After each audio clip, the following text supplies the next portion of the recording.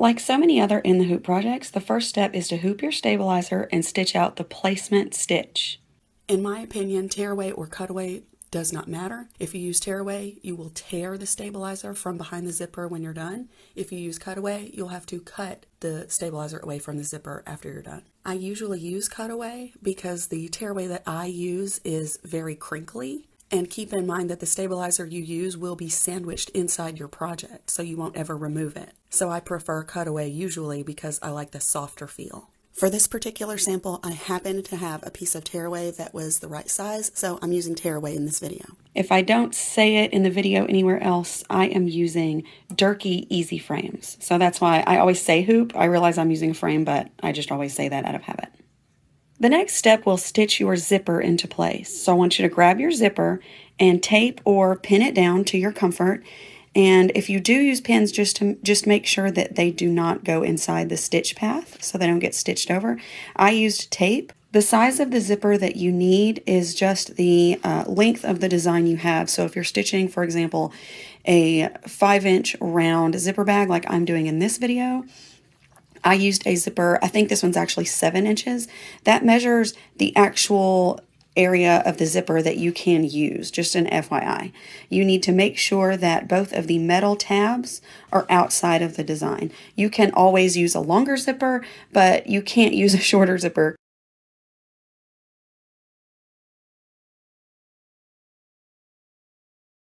I stopped my machine just to give you one quick reminder. If you see something going awry, like I don't like this white thread hanging down, or if your zipper starts to shift in a way that you don't like, always, always, always stop your machine. Do not reach in to try to stop, to try to grab thread or grab at your zipper or anything. If you see something shifting in a way that is not appropriate for your project, always just hit stop and reach in and fix what you need to fix and then resume. Now the first few steps in a zipper bag that does not have exposed stitching on the inside, I like to call it a flipper zipper sometimes, just because you flip the fabric over a certain stitch a lot. So the fabric I'm going to be using for the front outside of my zipper bag, I'm stitching a peace sign zipper bag. And so I'm going to use this cool tie-dye fabric that I got at Joann. I actually kept the little band for it. It was a pre-cut cotton fabric, 2 yards. And it was marked $19.99, but I, of course, used my coupon, so I didn't pay that. And this is the print. It's a tie-dye, and you can see the front is really clear and colorful, and the back you can clearly see which one is the wrong side of the fabric. So, here we go. The first half of this zipper bag, I can see, I made the design, so I know what the first step is, but I can see from my embroidery machine that the first side that we're going to stitch is this side. It would be left if I were looking at it from the front, from the top. So it's going to be this side. The first step in this bag is going to seem counterintuitive because you're going to place your fabric right side down across the right side of your project. Okay, this looks like, oh my gosh, what is she doing? She's putting it on the wrong side because she's going to be stitching over here. No, because the next step is going to tack this down and then you're going to flip it over. Okay, so it's going to look like that. So even though this feels like you're putting it on the wrong side, you're not. Now the other part of this step is that you're going to remove your hoop and flip it over, and you're going to take your inside lining fabric, which I'm going to just use. That's my cat scratching the scratching post in my office. I'm going to use just a plain color. I haven't actually decided yet. I'm going to go over and grab something from my scrap bin. So you're going to remove your hoop, flip it over, and you're going to put your lining piece to mirror this, okay? And I'll show you what I mean when I do that. Let me go grab my fabric and I'll be right back. All right, I've got my fabrics in place, so I want to show you the front and back of my frame or my hoop. And I want to note when I'm doing this that this particular project is a round zipper bag, but this flipper zipper type process is the exact same that you will make every single non-exposed seam zipper bag that I make personally at Designs by Little B, and that a ton of my competitors make. So just because this one is round, you could watch this example for any zipper bag. So the front looks like this. You'll see this is just how it was in my machine, like this. We're going to be stitching on this side first. So I placed my tie-dye fabric, that is my front fabric, with the right side down on what looks like the wrong side of my project, and it is lined up with my hot pink zipper. Okay, that's a good guide for your placement, is that zipper. Okay, it's lined up with the zipper. Now if I flip my hoop over, it flipped already, but you can see I'm using pink for the inside. My pink fabric mirrors that front fabric, okay? It is also on the wrong side of my project, and it is right side down, okay? And it's lined up with my zipper, or the placement of that zipper, okay? And then I pinned from the front to make sure there are no sharp pointies in near my machine bed or my bobbin arm. And when I put my hoop or my frame back into my machine, watch what I'm going to do.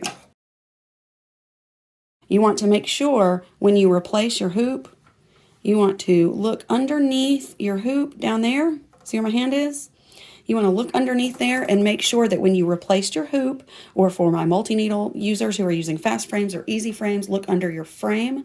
Make sure that that lining piece is staying in place, okay? I'm looking under it right now. You can't see. Maybe you can see my face.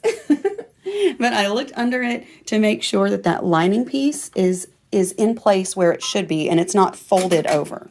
The next thing I want to note before moving on is that I usually use a thread color for these steps that is complementary to or matches my fabric and or my zipper.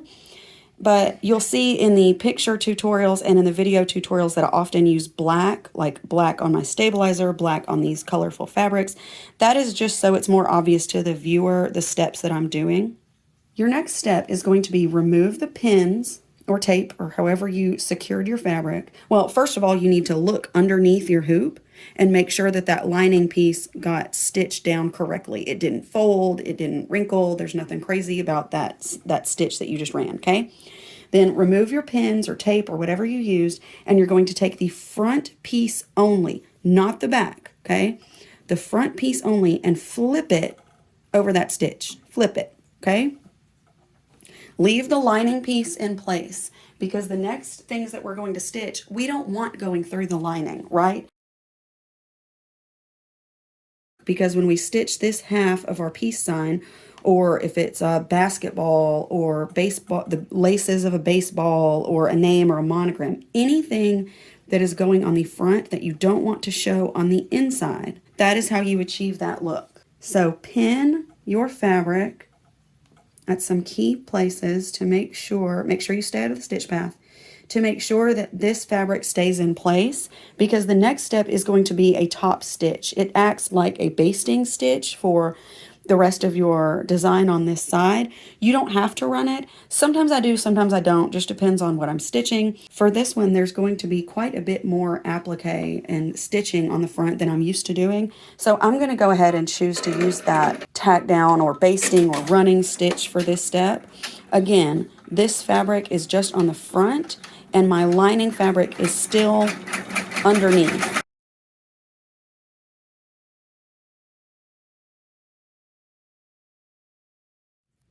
Next, I'm going to stitch this half of my peace sign. It's the part that's on the left half. Again, my lining piece. I think I said backing piece earlier, did I? If so, my bad. Something important to note when you're stitching this design is that if you want the zipper to be part of the peace sign, the fabric that you're using for the front outer pieces are actually the part of the peace sign. So for example, what I'm saying is if you wanted your peace sign to be all pink, you should use a pink fabric and then make the inside pieces a complementary color. Now these steps that I'm about to do are the same for absolutely every zipper bag. If you had one that had baseball laces right here, if you had something with a monogram or a name on one side, this would be the time that you would stitch that. I happen to be stitching a peace sign, but these all go in the same fashion. I'm going to go ahead and stitch the applique pieces and speed through that part of the video so you don't have to watch all the boring stuff.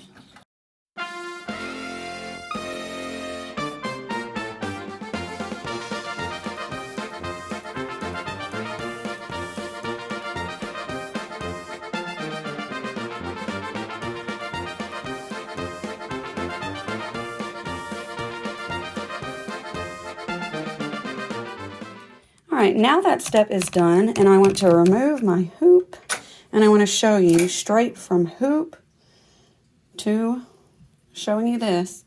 Here is my completed front side of this particular bag. This side is finished.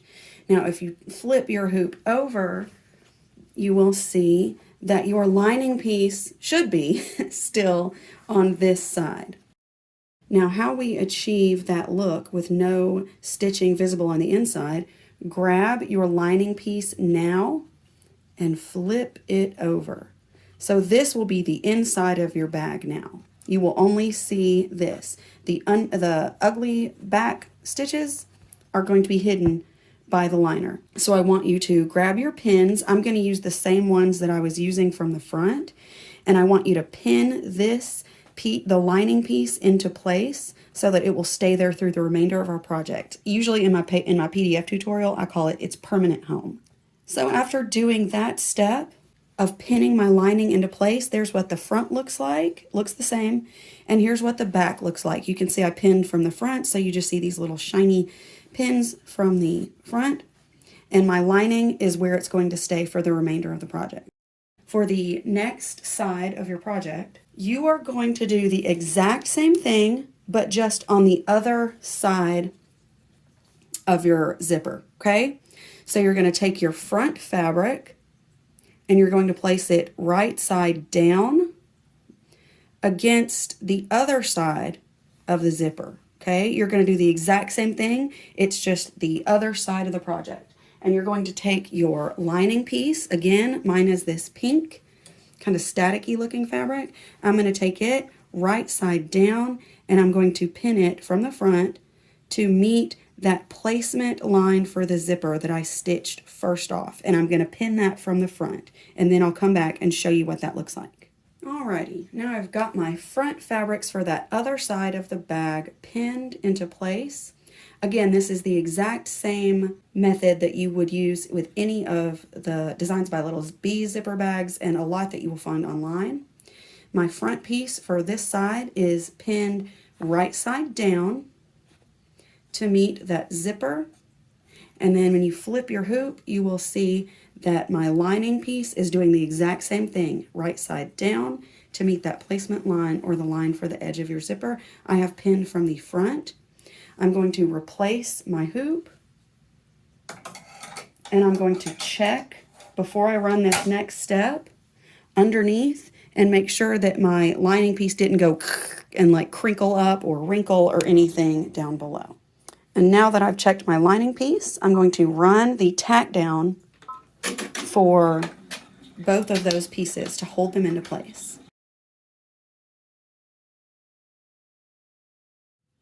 If you know what we're going to do for our next step, then you are a genius. We're going to remove our pins that we used, and we're going to take the front piece only and flip them over that line. And I'm going to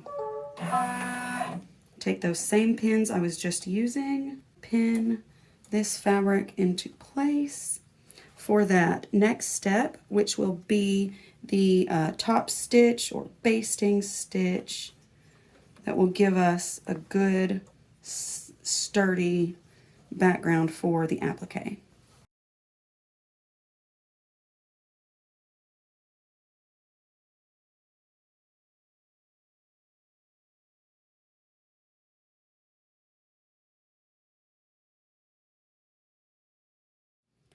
After this step is complete is the perfect time to look underneath your hoop. I really could have pinned this one better up out of my way.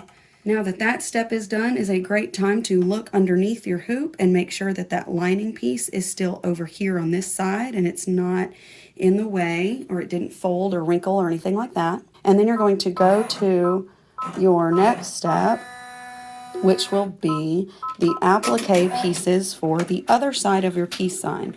Or if you're stitching a baseball, it will be the other side of your baseball, or if you've added a name or a monogram, you would stitch that now too.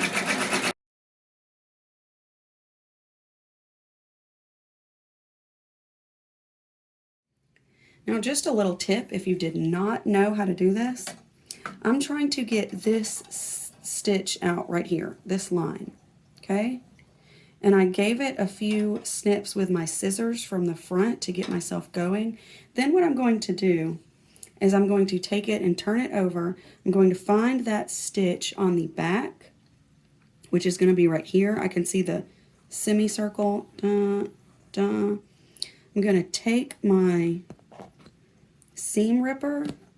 Instead of doing it from the front, which will leave you just lots and lots of little thread pieces, I'm going to carefully, so carefully, seam rip out the bobbin thread on each stitch, or close to each, maybe like every third stitch. You don't have to do every single one.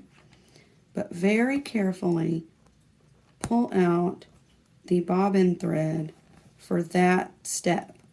And then when I'm done with that, I can turn it around and I can take this thread from the front and it will just start to pull out like that, okay? Because you've cut the bobbin. And look, no ugly pieces of the front thread to contend with. All right, so that's just a little tidbit. If you're doing something, especially you guys, if you make a mistake on satin letters, turn, or a satin of any, like a satin applique or anything with a satin stitch that's like a column, you can remove those by flipping your hoop over and very, very carefully taking your seam ripper and just ripping up the satin of the bobbin stitch, or the bobbin thread. And that satin from the front will just pull right out. And you won't have that ugly threads from the front showing. I mean, the threads from the front as like debris. You know what I mean? So watch this. Oh, must have missed a little bit. There you go. See? And it was just that easy. Now I'm going to go over this in fuchsia, which was the color I meant to do. And then I will come back. All right, so I went in and I re-stitched this top stitch in fuchsia to match the other side since I made that little boo-boo. And then I finished off the applique for the background of the peace sign. The next step is going to be, guess what? The same as it was on the other side. You're going to remove your hoop. It's a great time to double check that the liner is where it was supposed to be all along, and it is. You're going to flip it to cover that ugly backing of your applique or whatever you stitched. And you're going to turn your hoop over and pin that lining piece into place for the next and final steps of your bag. And if you're watching this and you're stitching along, or you're just watching for tutorial value, that all was the hardest part of these bags, these projects. So if you did all that, you're done with the hard part. The next parts are easy. So the next step is going to be, it is optional. It is a placement and tack down for a ribbon or a piece of fold over elastic or whatever you'd like to hang your zipper bag from a key fob or something like that. Whether or not you do that step, whether or not you use a little ribbon, I want you to pull your zipper out to about the middle or maybe a third into your project, the zipper pull, okay? If you don't do this, you're going to stitch it outside of your bag and it will be gone forever and you can't actually use the zipper. So grab your zipper pull and pull it down to about a third of your project. I love to use fold over elastic for this step, so I'm going to grab my fold over elastic and I'm going to fold it in half. Now, this is the same instruction whether you're using a piece of ribbon or fold over elastic or a little strap that you made yourself out of fabric, whatever you're using. You want to fold it in half and you want to take the side that's folded and it needs to stay inside your project. The raw side is going to go outside of the project. So first, watch this. First, I'm going to stitch the placement for it. So I'm going to take my piece of fold over elastic. I'm going to put it where the raw edges are going to catch that. Maybe, I think I've got it about a third of an inch outside of that placement. I'm going to pin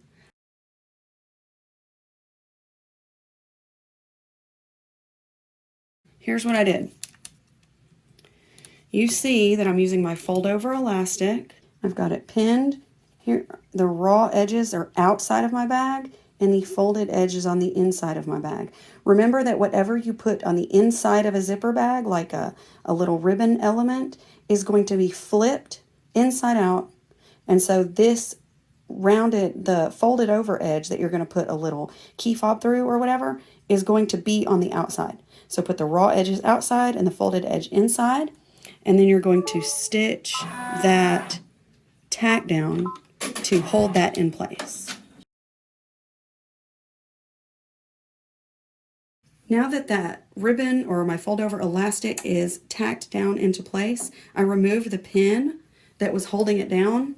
I am very accident prone, so it's just like I don't like to leave pins inside a project any longer than they're necessary to hold anything down, because it just makes it that much more likely that I'm going to stab myself with it when I take it out of the hoop. You are almost done with this project. Your next step is going to be grab your back fabric. That is, if you flipped your bag over, this is what you would see. You want to cover everything that you've done so far. And again, we're gonna pin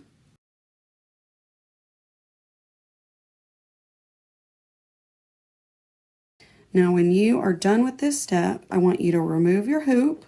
No matter what kind of frames or hoops you're using, I want you to remove your hoop and check underneath and make sure that all of your lining pieces, or both of your lining pieces for the front, are still in place. Okay? So these are still correct. They did not fold over. I didn't accidentally pin them wrong. And then when you return your hoop, I like to do a little sweep. See my hand right here? I like to do a little sweep underneath my frame and just make sure that when I replaced my frame, nothing folded or wrinkled. The next step is going to simply stitch a circle around your whole project. And before I move on, I just want to note that I do see that big wrinkle in my fabric. It is a great idea to always press your fabrics before you stitch something like this so that you don't have those wrinkles in there. Now, I'm going to remove my hoop and flip it over. Take your lining piece, the back lining, that is, if you were to unzip your project and look inside, this is what you will see on the back of the bag. Put it right side down and pin it from the front though, so that you don't have any sharp pointies by your machine bed. Now this is the front of my hoop right now. You see, this is the piece that I just stitched down a minute ago. Right side down. And then the back of my hoop, you see I've got my back lining piece, and it is right side down to cover the whole project. Going to return this to my machine. Again, I do a little brush with my hand to make sure that nothing folded or wrinkled. And then I'm going to stitch the final step. This is the last one, you guys.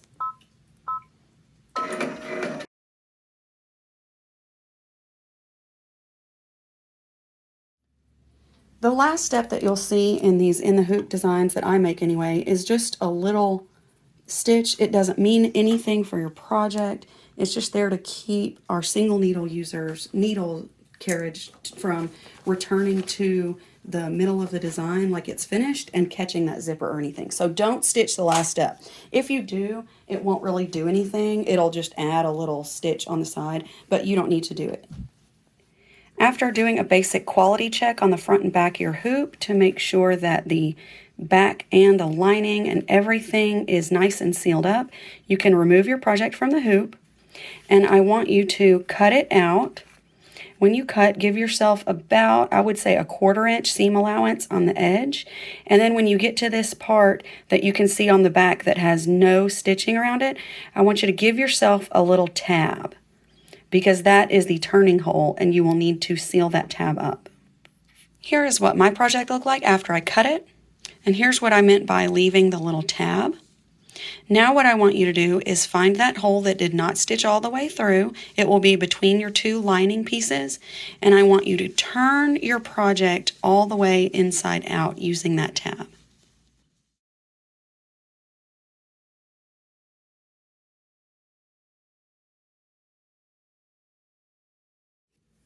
Here is my project after I turned it inside out through that hole, and you will see that we've got kind of an ugly little open hole right there that we need to fix.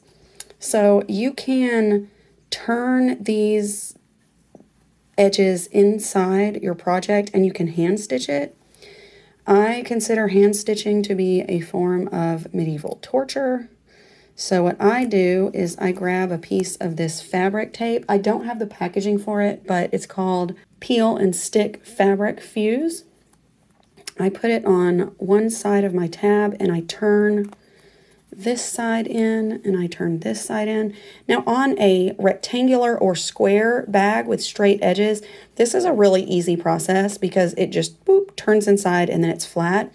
For a round or circular bag, it's a little more, it requires a little more finesse because it does have round edges and you don't want your peace sign bag or your baseball or your basketball or whatever bag to have a weird, odd edge. So I have tiny fingers and I'm used to doing this. And so I'm very careful when I take that piece of tape and I squish them together that I take my time for one, don't get frustrated. You peel the paper side off and then just turn the edges in and do the best you can.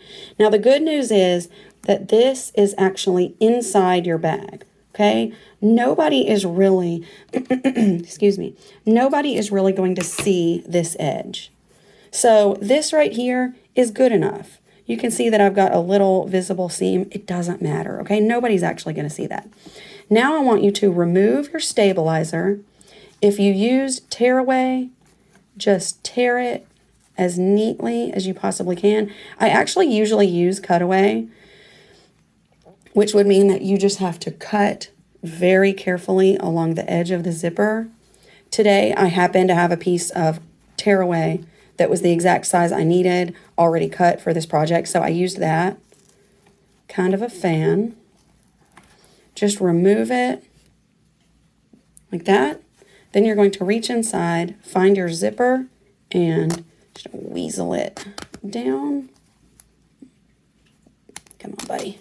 And then turn your project inside out through the zipper. That's it, you guys. You just did it. So check out this finished product. For the circle especially, I like to go around the edges like this because it's kind of fun to go around that curved edge. And then you can zip it up. And look what you made. That's it. This method of flipping the front side over and stitching what you've got on top is prevalent in so many kinds of zipper bags. If you know how to do it, you can make the possibilities are endless. So I hope that helped you make your next zipper bag project. I will see you in the next video and I'll chat with you in the Facebook group. Bye.